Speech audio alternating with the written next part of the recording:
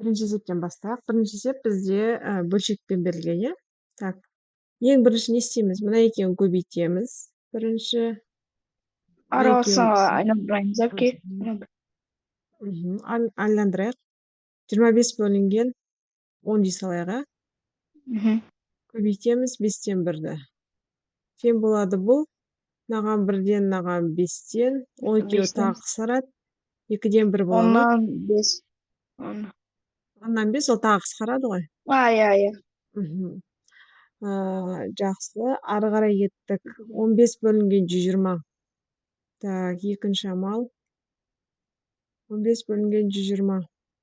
8. 8 бола ма?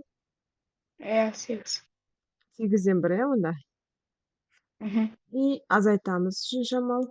1 бөлінген 2-ден азайтамыз 8-ден 1-ді. Тең болады. Ортақ бөлім 8. Қаншадан беремін? 8-ден 2-ге 4-тен. Мынаған 1-ден, 4-тен. 8-ден 3 бола ма? 8-ден. Ары қарай кеттік. Осы 8-ден 3-ті мына 4-ші амал. 8-ден 3-ті бөлеміз. Немесе көбейтем деп сразу жазайын, иә? Көбейтемін 5-тен 4-ке. Так, қысқарады. Мына жақта 2 қалады, мына жақта 5 қалады. 2 мен 5-ті көбейтсек 10 бола ма? 10-нан 1. Мына жер түсінікті ғой, мынаған 1-ден, мынаған 2-ден, мынаған 1-ден, мынаған 5-тен. 5 пен 2-ні көбейтеміз 10, 10-нан 1 қалды. Так. Одан кейін қосу емес көбейту орын алады. 5-ші амал. Так, 5-ші амал. 16-дан аралас санды бір бөлшекке айналдырсақ, 35-те 16. 35. 35, иә? 35-ті көбейтеміз 4-ке. Тең болады. 16 мен 4 қысқарады, 16 4-ке. Сонда 35 бөлінген 35, 4-тен 35. Енді 6-шы амал. 10-нан 1-ді қосамыз. 4-тен 35-ке. 20 ортақ бөлім 20. 10-нан 2-ге береміз, 4-ге 5-тен береміз. 2-ге қосамыз. Қаншаны? 5. 175. 2-ге қоссақ. 177. 20-да 170. 177, иә? Бөлінген 20. И неге айландырсақ? Аралас санға айналдырсақ. 8 бүтін 20-дан 17. 20-дан 17. Соны 8 бүтін 20-дан 17 деген сан шықты.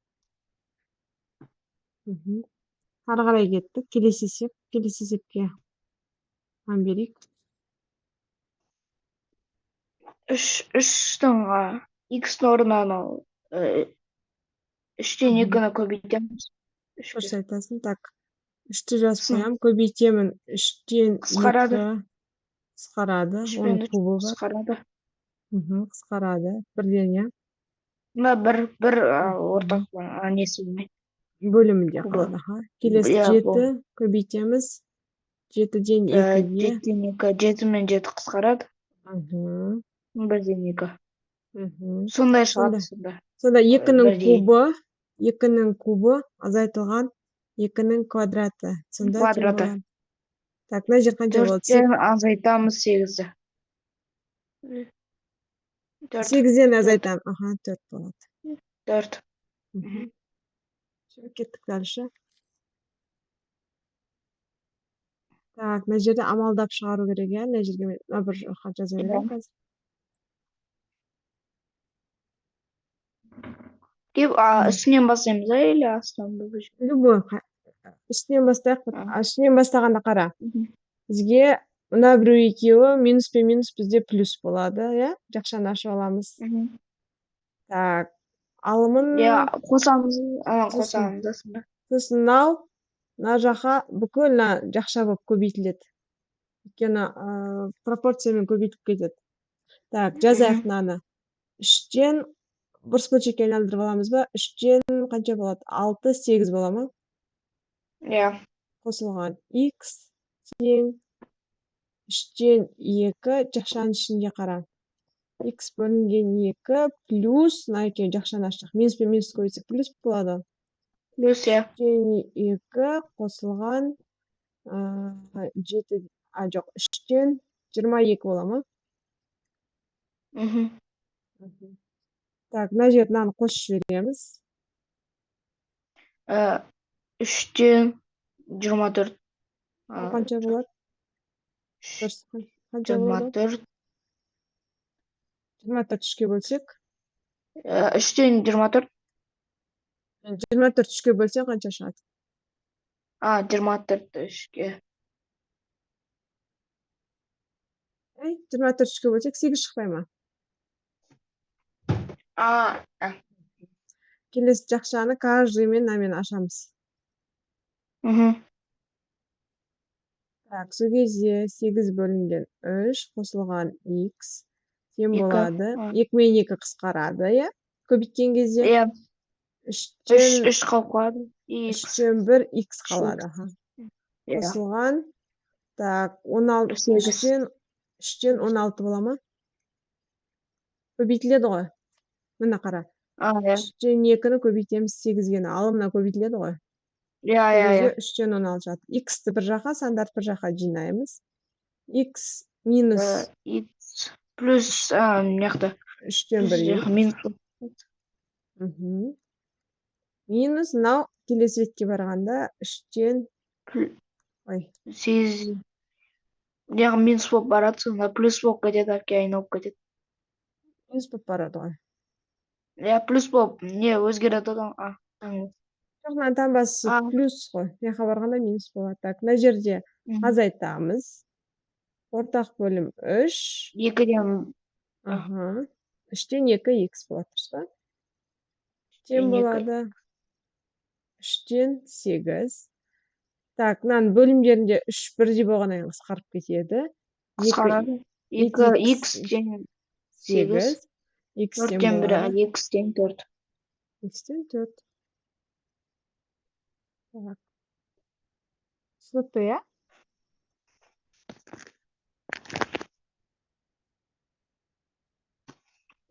Түсүнүктүү го, э? Иә. Скрин жасап ал, өчүрүп тастайын. Мына жерге маган казыр 4-нчү сеп чыгарып. Так, кеттик ары карай 4-нчү сеп. Так, 4-нчү сепчи не дейт мынау? Узун бир эсеп кой, э? З'терди бир жака, сандарды бир жака жыйнау керек. Иә. Так. Ошентип билем аке. Так, мындай кой. 190,3 минус 5-тен 3x.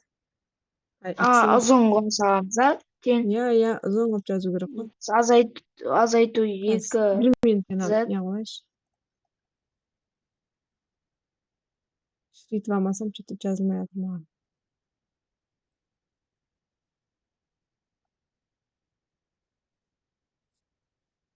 Так. 190,3 азайтылган 5-тен 3 z азайтылган 2 z тең 69,7. Азайтуу 3-тен 2 z азайтуу 111,4. Так, бизге кара эndi баардыгын З'терди жыйнабыз бир жерге. З'терди бир жака жыйнайбыз мен. З'терди. Сандарды бир жака жыйнайбыз. Так. Ана жерге мынау минусты полностью мына сол жака ауыстыратын болсоң кара. Плюс. Плюс болуп өтөт теңдиктин келесі бетине.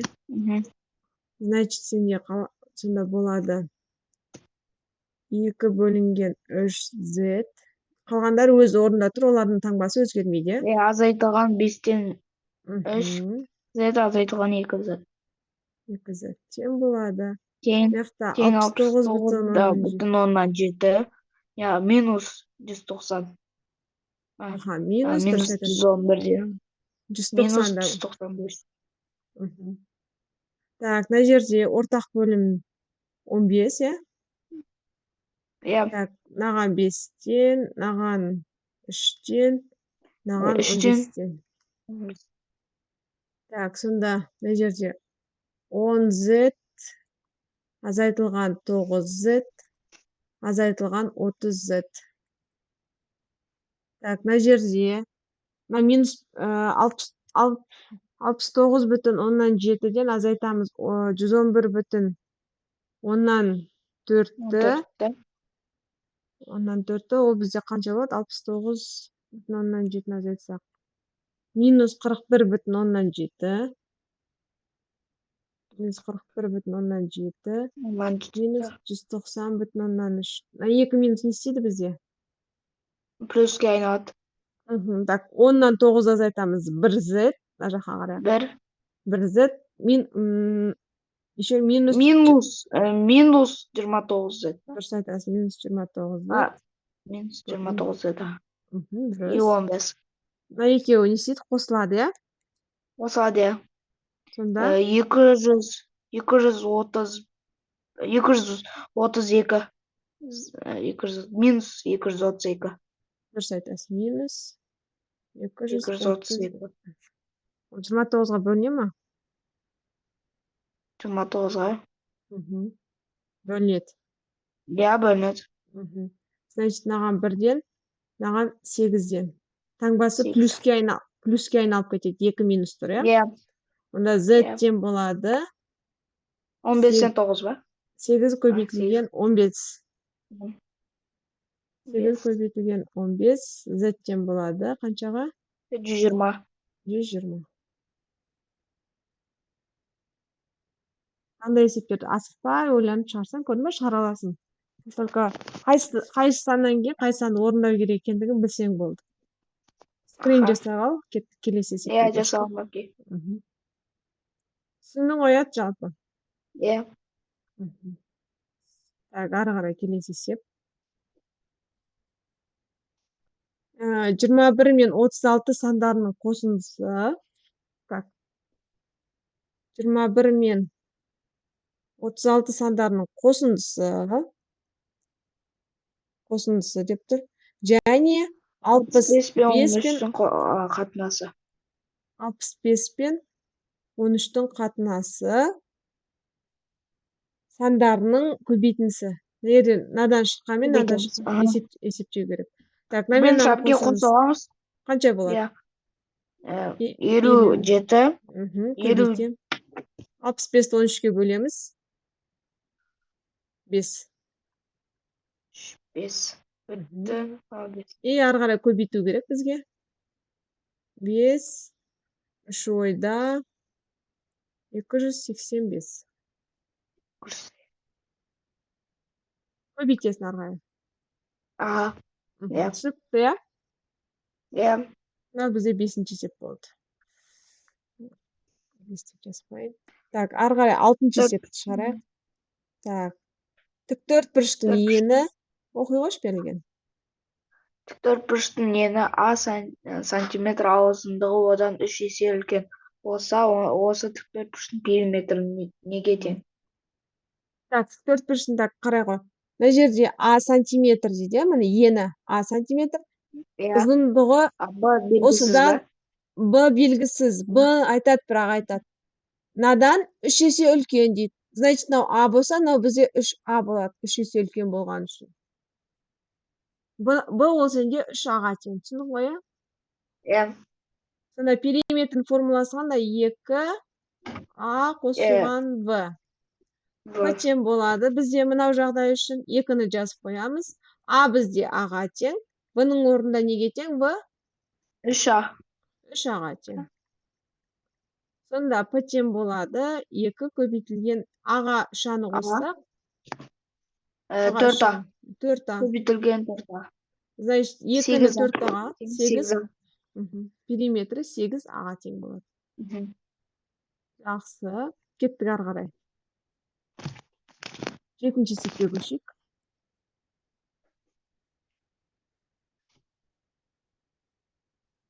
Қабырғалардың қатынасы 9 тағы да осындай бір тіктөртбұрыш қой, мынау, иә, примерно. Төртбұрыш. Иә. Қабырғалардың қатынасы 9, міне. Мына жағы 9х, мына жағы 4х білмейміз. Бірақ бізге не берілген? Периметр 78 берілген. П тең уже 78-ге болып берілген. Төртбұрыштың ауданын табу үшін бізге мына х-тардың қаншаға қатынас деген қатынас деген ол қандай да бір санға қысқарып кетті деген сөз. Сол қысқарған санды табу керек бізге. Енді 78-ді табу үшін тура мына формуланы қайтадан қолданамыз. Мына формуланы. П тең 2.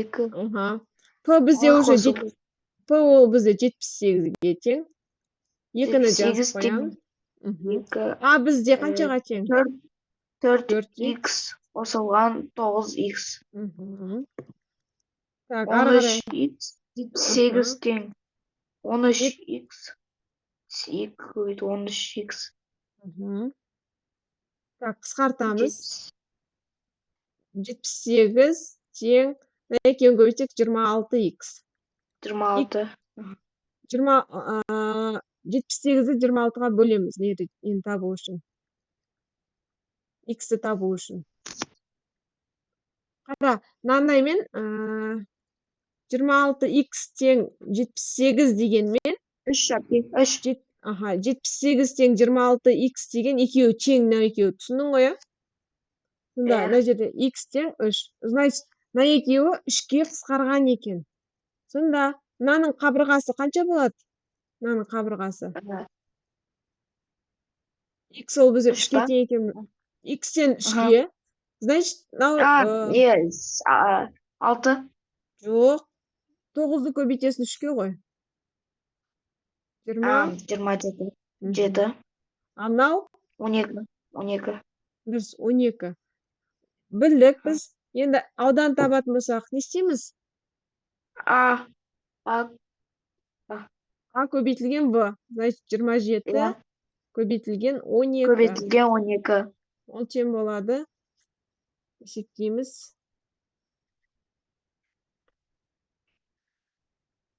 324.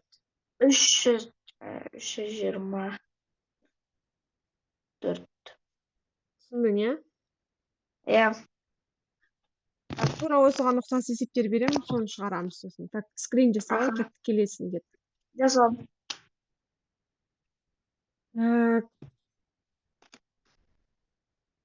Сыныптағы оқушылар саны 96 мен 224 сандардың ең үлкен ортақ бөлгішін тең. Так, ең үлкен ортақ бөлгіш 196 мен 224-тің. Екеуінің ортақ бөлгішін табу керек. 196-ны жіктейік. 2-ге бөлеміз. 9, 8 бола ма? 98, 2-ге. 49. 3-ге бөлінбейді, 7-ге бөлемін. 7, 7, 1. Келесі. 224-ті бөлемін 2-ге бірінші. 1, 1, 2. 2-ге бөлемін 5, 6. 2-ге бөлемін 2, 8. 2-ге бөлемін 14. 2-ге бөлемін 7, 7, 1. Так. Енді ең кіші ортақ есебін табу үшін, ең үлкен ортақ бөлгішін табу үшін. 2-ның квадраты, 7-ның квадраты. Жоқ, 2-ның квадраты көбейтілген. Ең кішілерін аламыз ғой? 7-ні аламыз. Сонда 28. Ең үлкен ортақ бөлгіші 28. Значит, міне. Сыныптағы оқушылардың саны қанша екен? Таптық біз. 28. 28-ге. Енді, егер ұлдарының саны 17 болса, сыныпта неше қыз бар?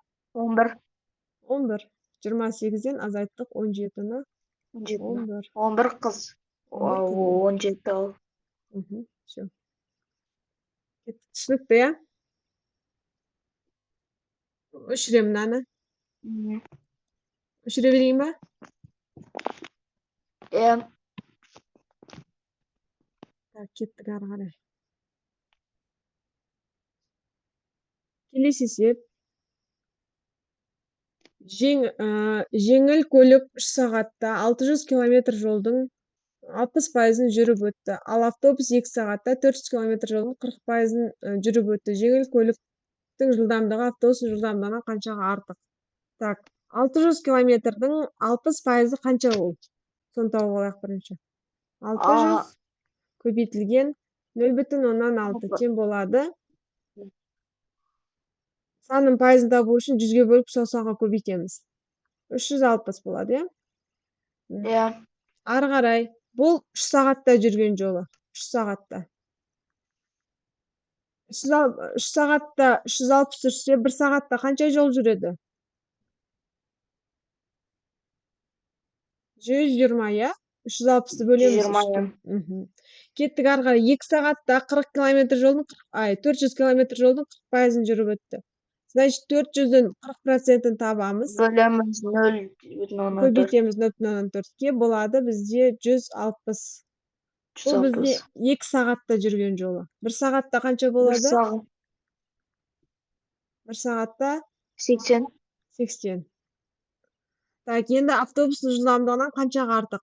Мынау 1 сағатта 120-мен жүрсе, мынау 1 сағатта 80-мен жүреді. Значит, азайта саламыз айырым. 120-дан азайтамыз 80-ді. 40. 40 км сағат. 40 артық. 40 км сағат артық. Все. Өте жеңіл есеп. Ары қарай кеттік. Так. Мына жерде былай есептей салайық осы жерге. Есептей аламыз ғой. 3-тің квадраты 9 плюс, так, мына жерде минус пен минус плюс болады, дұрыс па? Иә. Мына 2 минус плюс болады, сонда 5, 5-тің квадраты қанша? 25. Минусын жазып қоямын мынаның. Так, мына 2 плюс болады. Плюс кетеді, 2 қосу. 5. 5. Қосылған 3-тің кубы қанша? 27. Так, 2-нің квадраты 4, азайтылған 1. Так, 9-ға 25-ті қосамыз. 34. 29. 29-ға 27-ні қосамыз. 56. 56 бөлінген 3. Аралассанға айналдырамыз.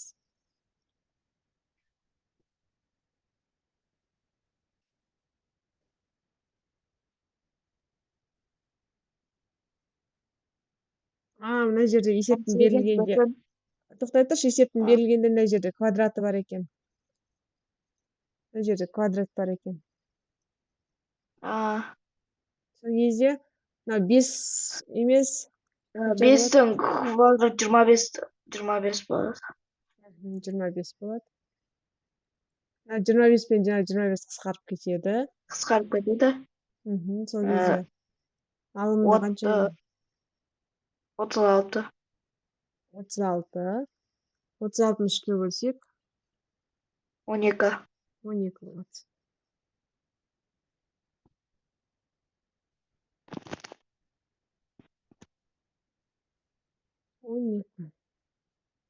Так, ары қарай кеттік. 11-ші есеп. 11-ші есеп вообще негіз оңай. Әр дүргіздің ауданы 1 см квадрат. Егер ар түргіздің ауданы 1 см квадрат болса, онда А фигурасының ауданы В фигурасының ауданынан азайтыңыз. Так, мына жерде бар ғой. Мына жерде намен бір шаршыны құрайды. Сондайлар тауып алу керек екен. Намен екеуі бір шаршыны құрайды. Сол сияқты. Мынандай жартыларда неше соны санап шық бірінші. Жартыларда неше соны санап шыға ғой. 1, 2, 3, 4, 5, 6, 7, 8, 9, 10, 11, 12. 12-ні 2-ке бөлсек, сразу 6 болады. Не үшін 2-ке бөлдік? Себебі екеуі қосылып біреу береді, иә? Жоқ. 24 болмайды ғой. Бір не болады ма? Қосу. Мына қара, мынау. Мынандай біреумен тағы осындай біреу Иә, қосып андай бір не бар. Екеуі қосылып бір бүтінді береді. Екеуі қосылып. Осындай 12 штук болса, осындай 12 болса, значит, бүтіннен 6. Түсінің ғой, 12-ні 2-ге бөлеміз, сонда? иә, 12-ні 2-ге 6, бөлеміз. 6-ны қосамыз 1-ге. 6-ны қосамыз, ары қарай санаймыз, 12. бүтіндер санаймыз енді. 1, 2, 3, 4, 5, 6, 7, 8, 9, 10, 11, 12. Бүтін 12. Қосамыз 12-ні. Общий 18. Міне, мынау 18. жасылдың мына жерде 18 сантиметр квадрат бар. Боялған бөлігі. Енді дәл осылай, мына жаққа қараймыз. Дәл осылай, сол жағына қарасақ. Бүтін еместер. Біреу, екеу. Екеу ғана мынандай. Ол бізге неше бүтінді береді? 2 жарты қанша бүтінді береді? 1 бүтінді береді. 1 қосамыз, ары қарай ана нелерді санаймыз. 1, 2, 3, 4, 5, 6, 7, 8, 9, 10, 11, 12, 13, 14, 15, 16, 17, 18, 19, 20, 21, 22, 23, 24, 25, 26, 27, 28, 30 болды ма? Иә. Санай алмай қалдым, сен санап қойдың ба?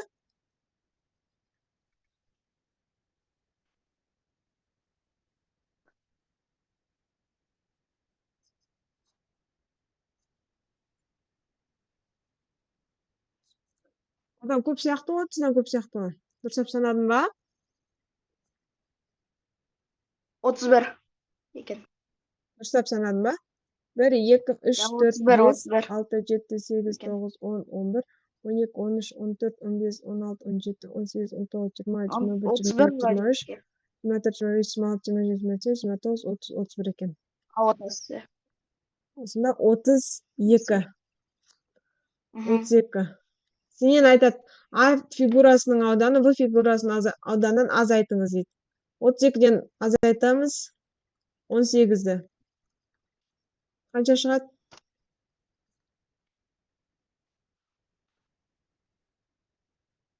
14. 14. Кеттік ары қарай келесі есепке көшейік. Келесі есептеріміз қайда біздің?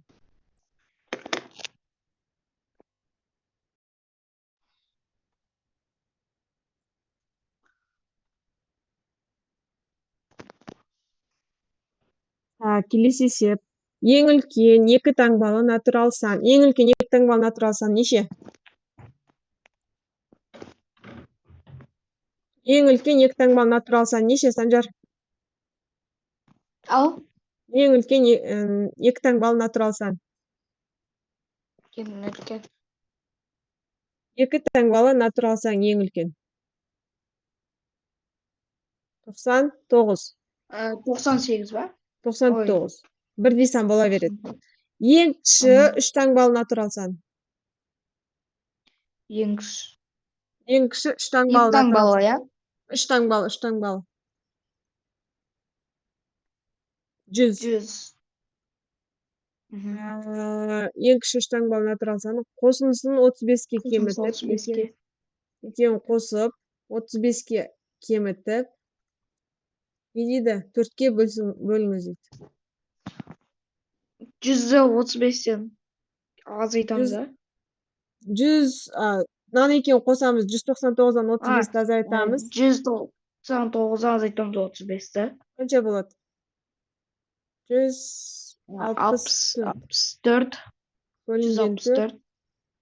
164-ті 4-ке бөлеміз. 41.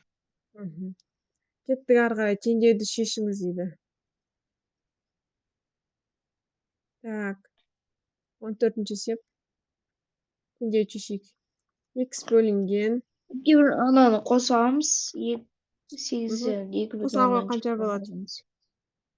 Қоса ғой. 11 бүтін 16.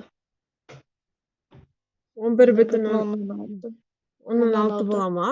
Дұрыстап қоссай? Иә. Точно дұрыстап қостың ба? 11 бүтін 5 болмай ма? 5. 11 бүтін 5 тең болады. Так. тең 10 азайтуу 7,7.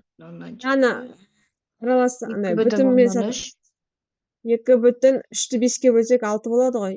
2,6 деп жазып алайық. Ана жерде Ondan 7,7'ni azaltsak 2,3'ға 2,3. 2,3.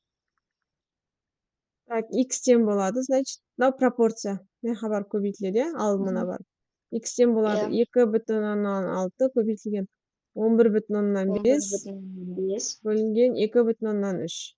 Қысқаратындар бар ма? Мынау қысқарады, допустим. иә Қаншаға қысқарады?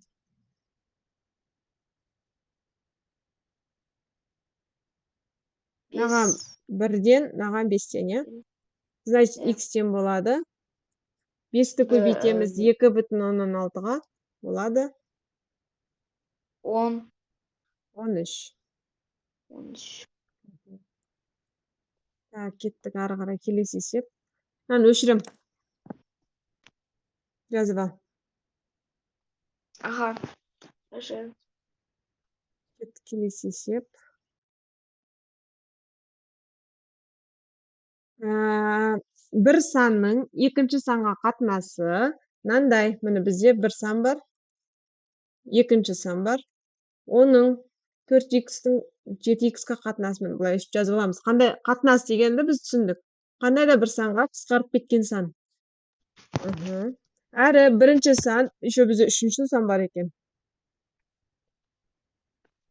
Үшінші санның 40%-ін құрайды. Мынаның 40%-ін құрайды. Мынаның 40%-ін құрайды. 40% деген 0,4. Мына санды мынаған көбейтсек, мына жерде осындай сан шығады. Немесе керісінше үшінші санды анықтайтын болсақ, ол бізде мынаны 0,4-ке бөліп алуымыз қажет болады. Сонда үшінші сан неше болады? 0,4-ке бөлсек 10 болады, иә? 10x. Ары қарай. Ал бірінші сан мен үшінші санның қосындысы, 1 мен 3-тің қосындысы 4x-қа қосамыз 10x-ті, қосындысы екінші саннан 490-ға артық. Екінші саннан 490-ға артық. 490 минус 7x тең 490. Екеуін қосындысын азайтсақ 490 шығады. Есептейік, 14-тен 7-ні азайтамыз. 4 шығады. Азайтса, екеуін қосып азайтсай. 14-тен 7-ні азайтасың. 7x тең 490. X тең 70 па? 70. Ең үлкен санды табыңыз. Ең үлкен сан бізде 4x, 7x, 10x. Ең үлкен сан қанша? 10x. Значит, үшінші сан бізде ең үлкені болып табылады. 10-ды 7-ге бөлсек 700 болады. Мынау 700, екінші сан бізде 490. Бірінші сан ол бізде 280 болады, иә? Бізде жауап мына 700 болады. Ең үлкен сан. Все, келесі есепке көштік. Мынау бізде 15-ші есеп болды. 16-ші есепті қарайық.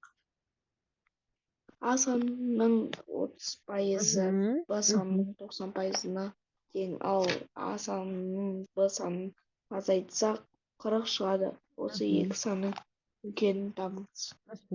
А санның 30% деген А-ны 0,3-ке көбейт деген сөз, иә? Иә. А-ның 0,3-і 0,19. Бұның 0,19-на тең. Егер А саны Б санынан азайтсақ, А-ны азайтамыз Б-дан, сол кезде қанша шығады дейді? 40 шығады. 40 шығады дейді. Так, мына жерде жүйе деп есептейтін болсақ, мына жерде барлығын 0,9-ға бөліп жіберуге бола ма? 0,3-ке. 0,3-ке бөліп жіберейікші мынаны. Мына жерді бөлсек А шығады. Тең 0,9 0,3-ке бөлсең Канча чыгат? Кара, сен түшүнбөй калдың, э? Биз мына бизде бөлөк нерсе турган. Мына. Мына жерде биз 0,3-кө бөлүп атырбыз. Мына жерде биз 0,3-кө бөлүп атырбыз. Аны 0,, мына. Былай кой мына. А көбөйтүлгөн 0,3 бөлүнгөн 0,3. Мына мен кыскарат да А чыгат. Кеттик ары карай. В көбөйтүлгөн 0,9 бөлөмүз тагы да 0,3-кө. Мына бөлүмдер бирдей санга бөлүп атыр. Мынаны бөлсөк 3 чыгат. Сонда мынау канча болот? 3В болот, дуруспу? 3В. Биз Аның 3Вга тең экенин билетін болсак, 3 мына жерге апарып коябыз энди. Мынаның ордуна апарып. 3В минус В 3В тең. азайтылганбы? Сонда эмне жерде 2В тең 40. Тең 40. В тең В нечеге? тең 20. В тең 20га тең болады. Значит, В 20га тең болса, А нечеге тең болады? В 20га тең эмес, В А 20. 20. А Б'нын ордуна койсоз эмне жерге апарып? А 60га тең болот. Иә, 20-ны 3-кө көбөйтсөк, э? Б'нын ордуна кой. Осунун үлкөнү 60 болот. Так. Келесі эсепке мен сага кайрадан ссылка жиберем.